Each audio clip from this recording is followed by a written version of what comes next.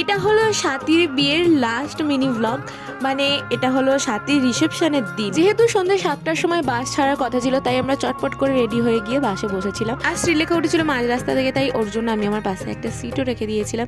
এটা হলো স্বাতীর রিসেপশনের ভেন্যু। তো আমরা এখানে কনে যাত্রীরা গিয়ে পৌঁছে গেছিলাম।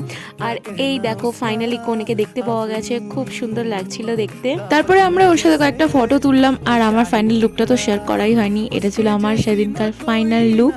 এখানে রয়েছে সাথীদের বাড়ি থেকে যাওয়া তত্ত্বগুলো, আর এখানে কি সুন্দর লাইট দিয়ে সাজানো ছিল। তারপর আমরা সোজা চলে গেলাম স্টার্টারের দিকে। এখানে ছিল veg pakora, chicken pakora, coffee আর ফুচকা। তারপর এখানে সাথীর ফটোশ্যুট হচ্ছিল, সেটাই দেখছিলাম।